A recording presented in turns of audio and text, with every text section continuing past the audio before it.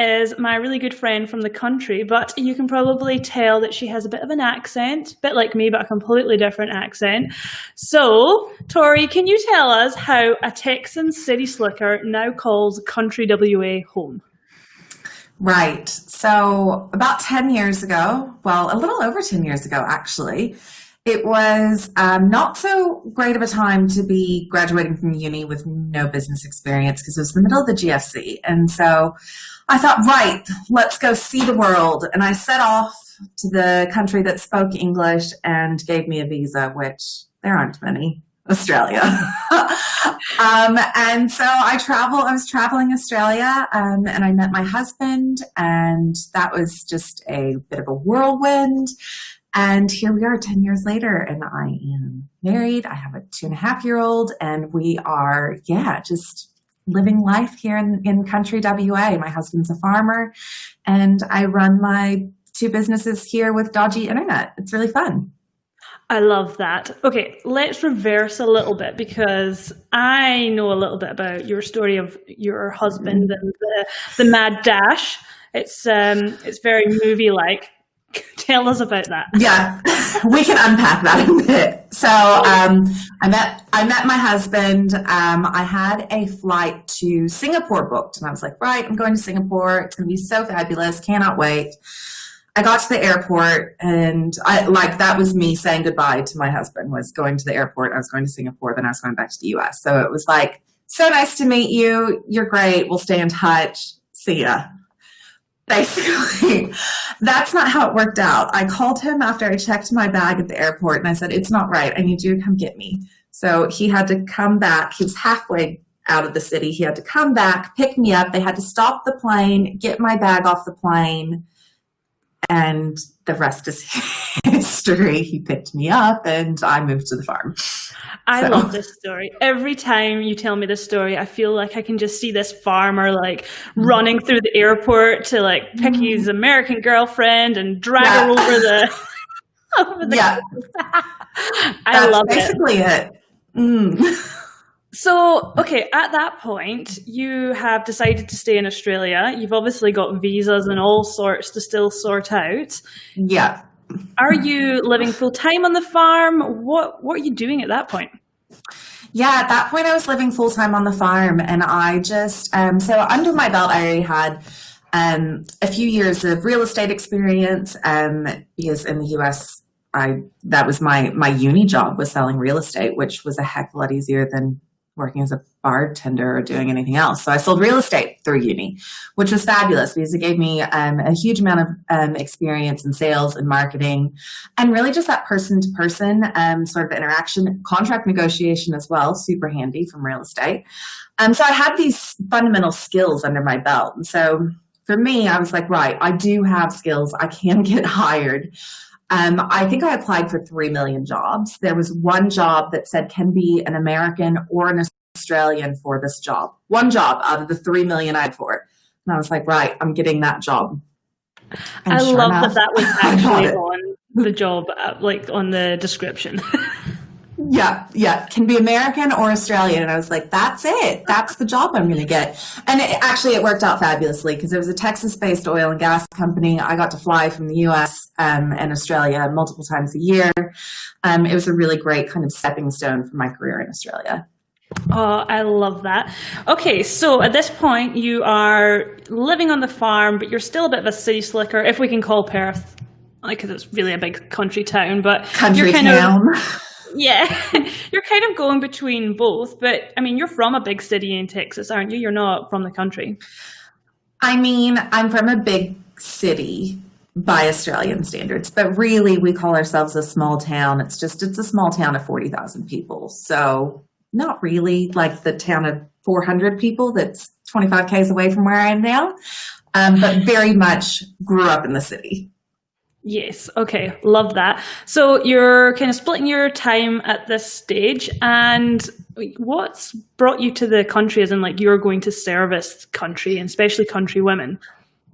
Yeah, I think after spending a lot of time going between the city and the country, I started really realizing that there was a huge gap and that no one was specifically speaking to country people, country businesses. There was no one serving that audience. It was a bunch of people from the city who were trying to apply certain principles and strategies to businesses that didn't necessarily apply in the country. You know, out here we have low population, we have a much smaller employment pool as well as much smaller audiences for our businesses. And so the way that you have to think about business is really different compared to the city where, you know, you've got a lot of competition. You've got a lot of competition in your market. You might have a lot of and you've got a lot of traffic available to you. So there are some major differences, as well as, you know, out here, our industry is hugely agricultural. And so someone speaking directly to ag businesses.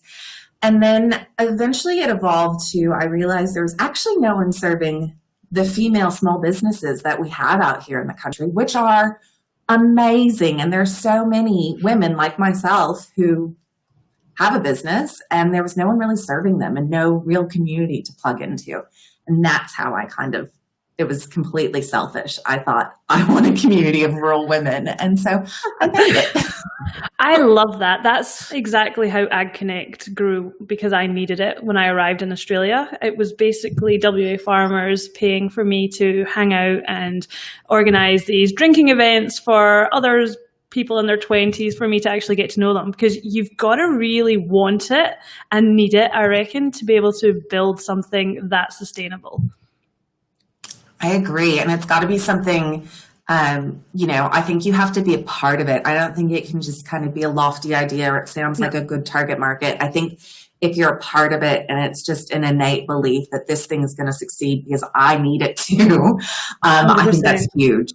You're living and breathing it. I love that. So you started, well, you were doing marketing when I first met you, but you've now niched right down to business coaching. So you are the rural business coach, not just a business coach, Yes. You are the rural business coach. The rural business coach. Yeah, I started to make the pivot to really service online businesses. And then I realized that it wasn't just marketing that was needed, that we really needed to kind of have a top-down approach. We needed to set goals, have really solid strategy.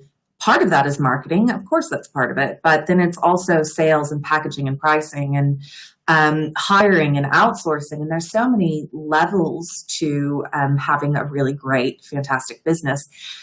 And taking into account our rural location. So you might have things like dodgy telecommunications. You might have no support system around you. So taking into account those things made me think, right, the rural business coach is where I need to be because no one's doing it. No one's servicing this specific group of people.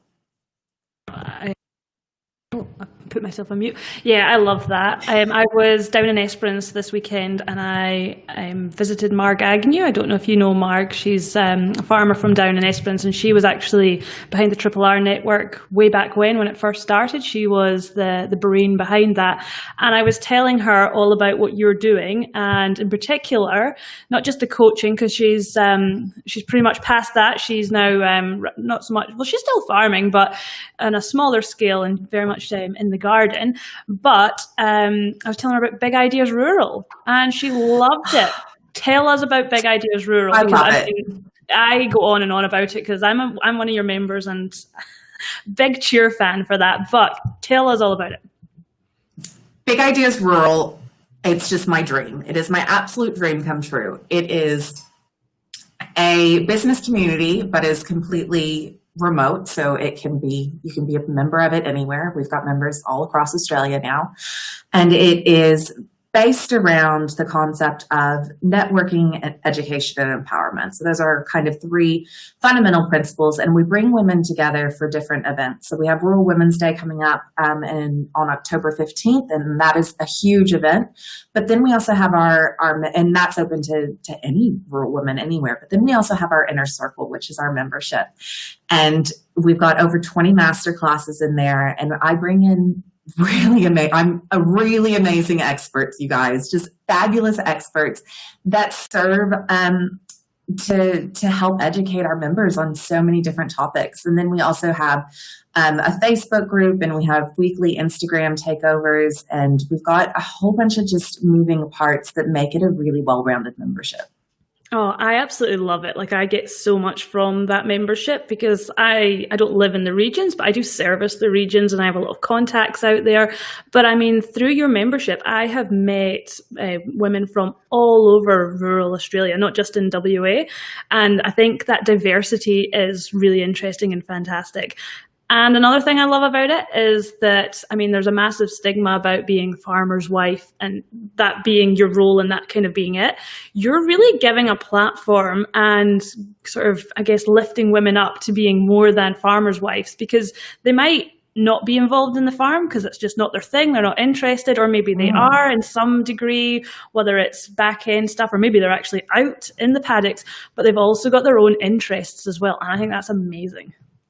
100%. So I say that I have a farming side hustle. Like I have my own businesses, but my side hustle is a farm. And I think that's the best way to describe it, is because it's not my full-time gig, but it is definitely a huge part of my life. And there's so many women where it is a huge part of their life, but it may not be, it's definitely not their whole lives. They're multifaceted, everyone is. And so it's just bringing in that part into the membership that makes it really unique. Yep, no, I love that. If anyone's interested in Big Ideas Rural, other than Googling it, how can they find more information? So we are on Instagram, Big Ideas Rural. You can Google it, but bigideasrural.com.au. And then, keep an eye out for Rural Women's Day on October 15th. We're going to have a virtual forum. So we were doing virtual events before it was cool. So in March this year, we actually had almost 500 women and 18 speakers across 2 days, completely virtually. And our keynote was Mia Friedman. It was the most incredible event. And so we know how to do virtual events, how to do them amazingly. And so, October 15th, Rural Women's Day, it's going to be another really good one. Absolutely loved it last year. It was brilliant. Oh, and this time we've partnered with Generation Ag. So we're really bringing in that ag element as well. Oh, awesome.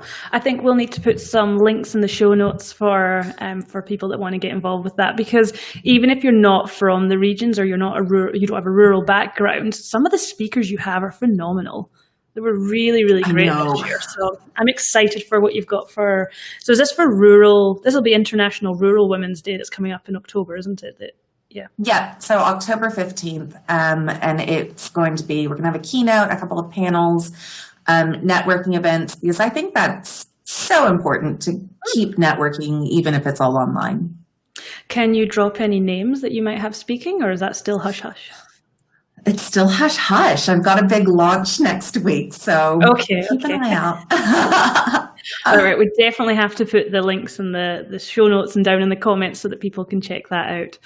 All right, I want to talk more about this rural business coaching. So you're very much niching down. What have you found when you've been working with, it's mainly women that you work with, or you work with men and women? I would say 95% of my clients are women, so it's mostly women.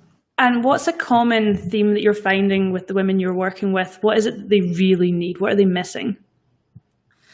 I'd say one thing that so many people are missing is the confidence to really back themselves with their pricing. And I think that, just because we're in the regions doesn't mean that we need to undervalue ourselves. And so that's one thing that I see really common is that people aren't backing themselves with their pricing. And that's just something that we work through. And we create messaging that really upholds the value that they are delivering to their client base. And so that's a big thing that we work on, but also direction and clarity, as in they know they've kind of built their business to a certain level, but they don't know where to go next. Like, what is the next step for their business? How can they keep growing? And so growth strategies are huge, and doing it in a sustainable way that still has integrity to how they designed their business originally. Yeah, I love that. So what's next for Tori?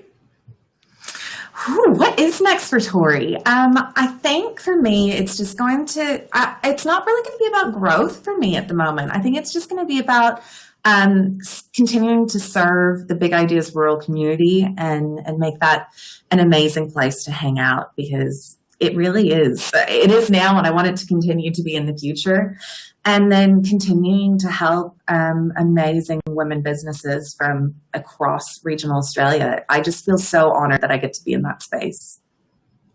I watched your reel from today. So anyone who isn't familiar with reels are Instagram's take on TikTok, 15 seconds, short and snappy. So you did one around the things that you need in a business, and outsourcing was one of your big things, as well as a business coach, obviously. But outsourcing. Tell me about your outsourcing, because you're in the country. Are you outsourcing mainly online in the regions? What's that look like for you? So for me, outsourcing is having a handful of VAs that I can turn work over to. I like to work on a project basis, as in they get one project and they really get to take ownership of it. And I mean, I would outsource locally, but there's no one here like within, an hour's drive that really has the skill set that I need. So I have one VA that's over in New South Wales, and then I have one that's here in WA. So I've got two, and they're fabulous. Awesome. I love that. So how do you balance working on a farm, living on a farm, running two businesses from your whole, well, actually you're running two businesses, your husband's running a business, and you're everything in one space. How do you, working from home's cool now, but you were doing that way before it was. Yeah. So a few years ago, I made the decision that no, I'm not going to be working from the kitchen table. I am a real business. I need a real office. So here we are in my real office, in my real house. So setting boundaries and really communicating to all members of the household what your priorities are. And that goes both ways. So my husband and I, we usually try to have debriefs at the end of every day about like, how did today go? What do you need from me tomorrow? Because we are both running businesses, but we both need the support of one another. So whether it be I've got an early meeting and I need him to do a daycare drop off, or he needs me to drive him down to the other farm and escort a piece of machinery back. And so it's that sort of really open and clear communication, but also mutual respect. We completely respect one another's businesses and support it. That's fantastic, because I suppose there's an understanding of what it takes to run a business, which a lot of people who have never run a business don't understand how taxing it can be, and how at 8 o'clock at night you might be asked to go back into your study and do a live on LinkedIn with someone. Exactly. All right, Tori. So I have got the Texan girl that's now in country WA. I've got that you're a rural coach and you've got Big Ideas Rural. So you're very much supporting regional and rural Australia. What are you doing for fun? Tell me about your fun times. Ooh, fun. So I realized that I didn't have a hobby. So we went to barbecue school because I need a hobby. So we went to barbecue school in Perth because I am a Texan, obviously. Yeah. And so now I am on a quest to cook really good barbecue. But I guess one of my passions is cooking. Food is love where I come from. So cooking is one of my favorite things I do for fun. Oh, I'm actually... Yeah, I'm going to bring this back to Big Ideas Rural again, because you've just started that, the whole meal prepping and the recipes and stuff, which I know some people will be like, you're another CWA, but it's totally not that at all. We're busy as totally women. Not. We need ideas. Yeah, it is about meal prepping and planning and being really efficient with your time. And so, yeah, we launched the work-life balance series, and it starts out with, just helpful tips for how do you manage your own kitchen, your own family home, but as well as a lot of these women like myself, we're on a working property where we have people to feed. And that's one of the roles that we fill on the farm, and it's a needed role, and someone has to do it. It's not like the wife's changed the stove. It's that someone actually has to feed these people. And so putting together really practical, actionable ideas that people can implement. So cooking is my passion, and I've kind of blended them in this series a bit. I love that. So basically, you're quite far from most things. You'll have to do sort of weekly or monthly big shops, which, for me, I'm just round the corner. I can pick something up from Coles at any point. Was that a big shift for you, if you are big in the kitchen to have to plan way ahead? It is, or it was. It was, especially when I was going kind of back and forth between Perth, I could pick something up on the way, but now, I just need to be prepared. As well as I get sick of thinking about what I have to cook during the week. The weekends are kind of my fun time, but during the week, like, I just want people to get fed. The other night, my son said he wanted cereal for dinner, and I almost had a party. Like, it was so exciting. So the planning is really important, but it's also really important to not get burned out. And so, yeah, the big shops, we've got 2 or 3 freezers, and so staying on top of that sort of thing is definitely something that I had to adjust to. But now I think I'm really good at it. So, how many bananas do you have in your kitchen at the moment? Okay, frozen bananas. There might be around 20 frozen bananas in my freezer, and there's 1 going off right now in my kitchen. That's my hilarious. son's not eating bananas at the moment. Tori did this fantastic TikTok about how many bananas she has in her kitchen and what happens to them. So there was some amazing looking banana bread happening out in the farm. Yeah, but bulk banana bread. If we're making banana bread, we're not making 1 loaf. We're making like 10. Do you have like one of those massive big farm kitchens with the big ag kind of stoves? Yeah. Yeah, it's a pretty big kitchen. I'm really fortunate. So the farmhouse was renovated about 6 months before I met my husband. So I moved into a fully renovated kitchen and farmhouse. So I got very lucky. He knew you were coming. He knew it. He knew it. I stayed because of the dishwasher, really. That is a big make or break. We're busy women. It is. I don't have time to hand wash dishes. So yeah, that was my keeper. That's something you can't outsource where you are, is a cleaner, I guess. It is really tricky. I'm constantly on the hunt for a cleaner because it is not a passion. It is not something I enjoy, but I am, if I were in town, it wouldn't be a problem. But because we are on a property, the travel is really discouraging to people. So it's sometimes just something I have to do. Sometimes. Yeah, I hear you. Well, thank you so much for being my awesome first live guest. We didn't manage to swear, which was awesome. So that was good. It was rather, because Tori and I have actually only caught up once in person, and it was meant to be a quick drink. We were there for about 3 or 4 hours. Yeah. few cocktails and a truffle toasty from memory. It was exceptional. That was a great night. It really was. We have to do that again soon. This is another problem with having amazing internet friends, because Tori and I actually met online before we ever met in person via emails and over Instagram. And yeah, when we met in person, it actually felt like I already knew you. Oh, 100%. And I think that's one of the amazing things about the online space now is how you can actually feel like you know someone. And having a really strong personal brand, because I can't have personal branding exposed without dropping personal branding in there somewhere. But I think you do an amazing job of being able to actually turn up really authentically. Tori's massive on Instagram, so anyone who loves Instagram, go and follow her over there, because you show up and you turn up every single day, not just in your feed, but on your stories and, you're in your messages. I really felt like I got to know you way before I actually knew you, which is fantastic. Definitely. Thank you so much. I try to really serve my audience over there, and I absolutely love hanging out on Instagram. I'm on LinkedIn a bit, a dabble, but Instagram's my space. All right. Before we go, Tori, tell everyone how they can find you. Website, social media, anything at all. Right. So Instagram is tori.kopki. Website is torikopki.com. And Facebook is Tori Kopki, the Rural Business Coach. Nice. I love it. Thank you so much, Tori, and I will speak to you soon.